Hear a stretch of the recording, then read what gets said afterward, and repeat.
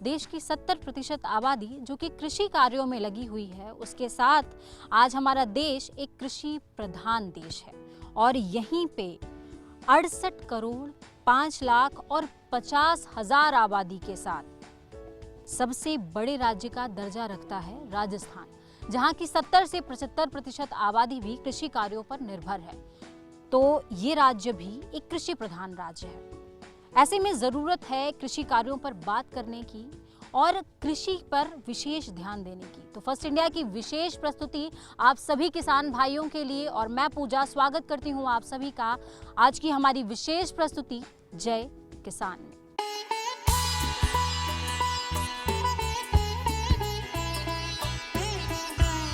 मृदा यानी मिट्टी किसी भी प्रदेश अथवा क्षेत्र के कृषि विकास का आधार होती है। भारत के सबसे बड़े राज्य के रूप में मान्यता प्राप्त राजस्थान, जहां लगभग 20 लाख हेक्टेयर भूमि पर खेती की जाती है, जिसकी जीडीपी का 22.5% हिस्सा कृषि पर आधारित है और लगभग 75% आबादी कृषि कार्य में लगी हुई है। लेकिन अपनी कठिन भौगोलिक स्थिति के कारण राजस्थान की मिट्टी काफी अलग है, जिसको विशेष रखरखाव की जरूरत है। आमतौर पर लोगों का ये मानना है कि मृदा एक ऐसा संसाधन है जो कभी समाप्त नहीं होता और प्रकृति इसे संरक्षित करती रहती है। लेकिन सच्चाई की तस्वीर बिल्कुल अलग है। मृदा का लगातार विनाश होता जा रहा है। आज हालात ये है कि प्राकृतिक और मानवीय कारणों से मिट्टी नष्ट होती जा रही है, जो एक ऐसा संकट है जिसका निराकरण यदि समय पर नहीं हुआ तो विनाश का कारण बन जाएगा और हम सभी खाद्यान्न संकट से जूझ रहे होंगे। ऐसे में आज जरूरत है कृषि क्षेत्र में उचित मृदा प्रबंधन की। राजस्थान की भूमि का उपजाऊपन कम होना संपूर्ण राज्य की समस्या है।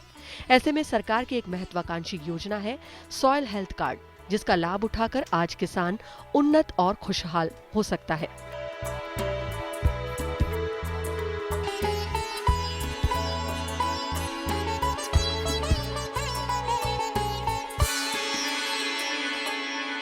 दर्शकों, जय किसान की इस कड़ी में आप किसान भाइयों के लिए आज हम मुद्दा लेकर के आए हैं मृदा, क्योंकि खेती किसानी की कल्पना बिना मिट्टी के नहीं की जा सकती। तो आज मृदा प्रबंधन पर बात करने के लिए हमारे साथ कृषि विभाग से उप निदेशक जतन सिंह जी हैं। इनसे हम सबसे पहले जानेंगे। सर, मैं आपसे ये सबसे पहले जानना चाहूँगी कि राजस्थान, जब हम बात करते हैं राजस्थान की, तो राजस्थान देश का सबसे बड़ा राज्य है और देश का सबसे बड़ा राज्य होने के साथ साथ ये कृषि प्रधान भी है। मतलब यहाँ की 70% आबादी जो है वो कृषि पर निर्भर करती है। तो किस तरह से राजस्थान, सबसे पहले हमारे किसान भाई ये जानना चाहेंगे कि अन्य राज्यों से अलग है। देखिए मैडम, राजस्थान राज्य जैसा कि आपने बताया प्रदेश पूरे देश में सबसे ज़्यादा भौगोलिक क्षेत्र है हमारे पास करीब 10% भूमि है जी। भूमि के हिसाब से देखें तो हम काफ़ी समृद्ध हैं, लेकिन जो एक महत्वपूर्ण दूसरी चीज़ है वो है पानी। हमारे पास पूरे देश का उपलब्ध जो पानी है उसमें से 1% पानी हमारे पास उपलब्ध है। हमारे पास जो उपलब्ध भूमि है उसमें भी कई समस्या हैं। हमारी जो राज्य की जो मृदाएं हैं ज़्यादातर वो लवणीय और क्षारीय हैं, यानी कि लवण प्रभावित मृदाएं हमारी। तो इसमें मृदा का जो प्रबंधन है वो उसका विशेष महत्व रखता है हमारे में खेती की दृष्टि से। आप देखें हमारे राज्य का एक हम पुनरावलोकन करें, जैसे आप देखें कि पश्चिमी जो क्षेत्र है वहाँ पर ज़्यादातर जगहों पर रेतीली मिट्टी है जी। आप देखें थोड़ा सा हम जैसे दक्षिण की तरफ और पूर्व की तरफ जाते हैं तो वहाँ हमारे पास थोड़ी मिट्टी अच्छी है और वहाँ पर पानी भी है, लेकिन ज़्यादातर जो क्षेत्र है हमारा मध्य राजस्थान का, आप पश्चिमी राजस्थान का, वो रेतीला भाग है। रेतीले भाग में मिट्टी का प्रबंधन उपलब्ध जल के हिसाब से करना बहुत ही आवश्यक है। तो हमारे किसान भाई किस तरह से इस पर ये जानें कि उनके खेत की मिट्टी किस तरह की है, लवणीय है या क्षारीय है, ये किस तरह से वो पहचान करें इस पर? देखिए मैडम, लवणीय और क्षारीय जो मृदाएं हैं उनकी पहचान किसान अपने खेत में भी कर सकता है, और ज़्यादा उसको समस्या आ रही है तो कृषि विभाग का नज़दीकी कोई कार्यालय है उसमें जाके भी पता कर सकता है, उनको भी दिखा सकता है और अपना नमूना लेके, मिट्टी का जो नमूना है वो लेके प्रयोगशाला राज्य सरकार द्वारा केंद्र सरकार के सहयोग से प्रदेश में लगभग हर जिले में 2 या 3 कोशिश ये की जा रही है कि पंचायत समिति स्तर पर मृदा परीक्षण की प्रयोगशालाएं खोली जा रही हैं। जी। तो किसान अपना नमूना लेके, मिट्टी का नमूना लेके और वो नज़दीकी जो मिट्टी परीक्षण प्रयोगशाला है उसमें उसकी जांच करवा सकता है। अब हम बात करें कि किसान अपने खेत पर किस प्रकार से अपनी मृदा का ये पता लगा सकता है कि ये लवणीय है या क्षारीय है। जी। लवणीय की बात हम जब करें तो किसान भाई जानते हैं कि जो लवणीय मृदा हैं उन मृदाओं पर जब वो किसान भाई खेती करते हैं उसमें पानी देते हैं तो ऊपरी जो सतह है उस पर सफ़ेद सफ़ेद लवण इकट्ठे हो जाते हैं। लवण इकट्ठे हो हाँ, जाते हैं, मतलब वो बिल्कुल, झाग सा हो बिल्कुल जाता है। झाग सा ऊपर जब देखेंगे तो मिट्टी की जो सतह है, ऊपरी सतह है, उस पर सफ़ेद सफ़ेद लवण की परत दिखाई देगी। तो वो आप अगर हाथ से छुएंगे उसको, उस मिट्टी को, उस पर चलेंगे तो एकदम गद्देदार सी वो नज़र आती है। और इस तरह की मिट्टी में जो शस्य क्रिया है, यानी कि जुताई करना है, निराई गुड़ाई करना है, इस तरह के कार्य भी आसान होते हैं क्योंकि ये मिट्टी थोड़ी नरम रहती है। दूसरी समस्या है क्षारीय मृदा की। जो क्षारीय मृदा हैं उनमें भी ऊपर एक लवण की परत होती है लेकिन वो भूरे रंग की होती है। भूरे रंग की होती है। उस पर भी जब हम चलेंगे तो थोड़ा सा हमें मुलायम स्पर्श नज़र आता है। लेकिन इस तरह की समस्याओं में जब हम सिंचाई करेंगे तो क्या होता है कि जो पानी है वो नीचे रिसता नहीं है और ऊपर भरा रहता है। और सूखने पर जी नहीं, क्षारीय मृदा में पानी ऊपर भरा रहता है और किसान को शस्य क्रियाएं यानी कि जुताई करने में, निराई गुड़ाई करने में बहुत परेशानी होती है। जो क्षारीय मृदा है वो सूखने पर एकदम कठोर हो जाती है। तो ये कुछ समस्या है मृदाओं की, तो इनका प्रबंधन आवश्यक है। क्षारीय मृदा में ज़्यादा पानी की और इन सारी चीज़ों की देखिए, क्षारीय मृदा की जहाँ तक प्रबंधन की बात है तो किसान भाइयों, आप अपनी मिट्टी जो आप खेत है आपका, उससे मिट्टी का नमूना प्रयोगशाला में पहुँचाएं और प्रयोगशाला में उसकी जांच के आधार पर हम वैज्ञानिक पता लगाते हैं कि इसमें क्षारीयता का स्तर कितना है। और उस क्षारीयता के निवारण के लिए उसमें कुछ अमेंडमेंट्स हैं, कुछ भूमि सुधारक हैं, वो प्रयोगशाला द्वारा सुझाए जाते हैं, उनकी मात्रा सुझाई जाती है और उनके उपयोग का जो तरीका है वो आपको बताया जाता है। उनको उपयोग करने के पश्चात आपकी जो मृदा है वो काफ़ी हद तक सुधर जाती है और आप उसमें खेती का कार्य आसानी से कर सकते हैं। जी। तो सर, आपने बताया कि किसान जो है अगर उसकी मिट्टी में, खेत की मिट्टी में कोई इस तरह की समस्या है तो अपनी मिट्टी प्रयोगशाला में ला करके उसका टेस्ट कराया और सारी चीज़ें। और आपने ये भी साथ में बताया कि सरकार ज़्यादातर ये प्रयास कर रही है कि ज़्यादातर 2 से 3 प्रयोगशालाएं एक क्षेत्र में बनी हों ताकि किसान भाइयों की सहायता हो सके। सर, सरकार क्या इस दिशा में और भी कदम उठा रही है देखिए किसान भाइयों के मैडम, सरकार ने मिट्टी की दशा सुधारने के लिए एक बहुत ही अच्छी योजना पिछले 2-3 साल से चला रखी है। उसको हम मृदा स्वास्थ्य कार्ड योजना के नाम से जानते हैं, सॉइल हेल्थ कार्ड स्कीम के नाम से। पूरे देश में, भारतवर्ष में वो लागू है और इस योजना के तहत हर जोत की भूमि, यानी कि जो भी लैंड होल्डिंग है किसान की, उस जोत की भूमि का हर प्रत्येक 2 साल में जाँच की जावे और उस जांच के परिणाम से किसान को अवगत कराया जाए।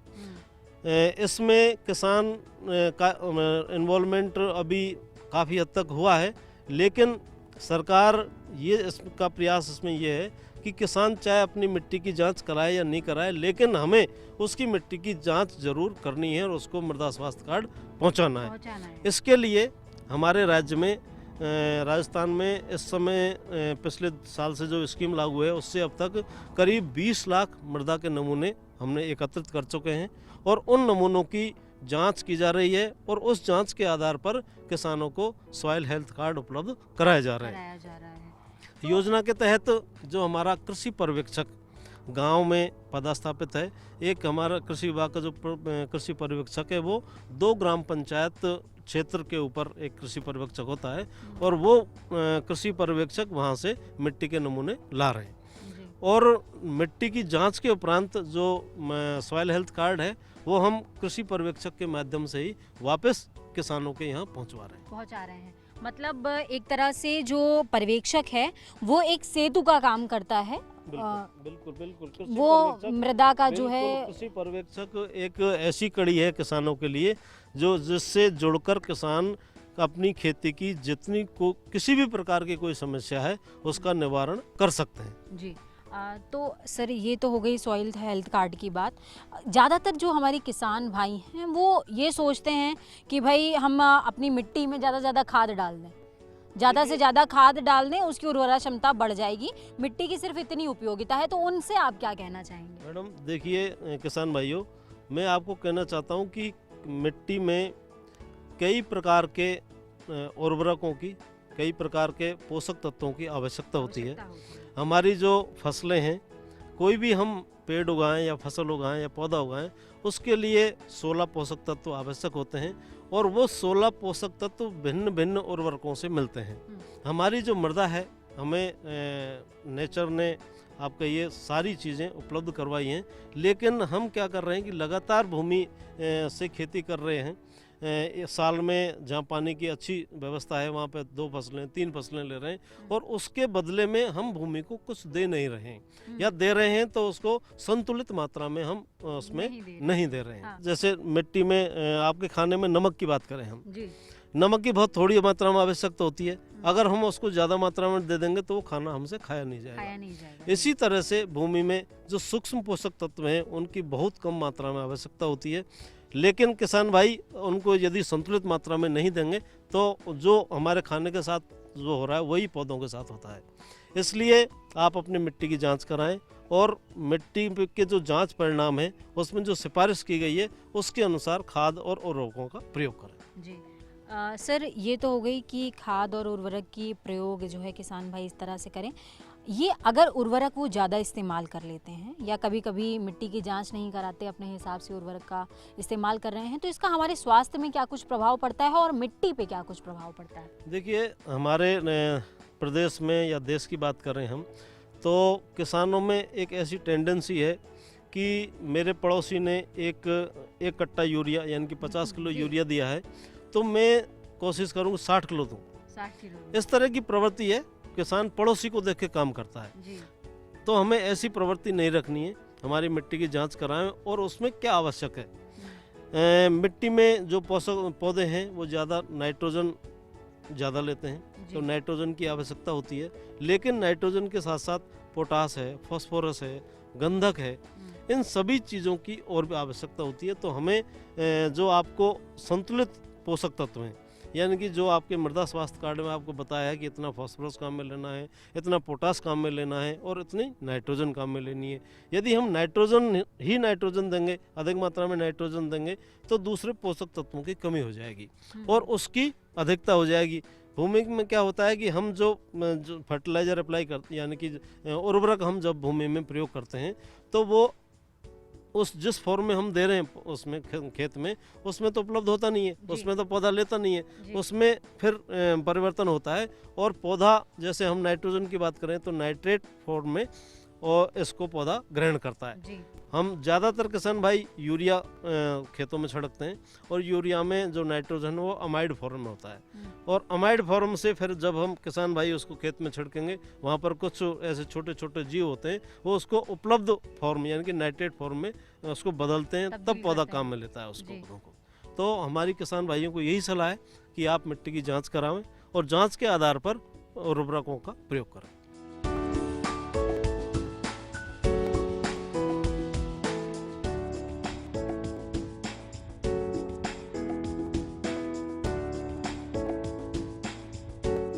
किसान भाइयों, हमारी विशेष प्रस्तुति जय किसान में फिलहाल समय हो गया है एक छोटे से ब्रेक का। आप सब कहीं मत जाइएगा, हम जल्द वापस लौटते हैं।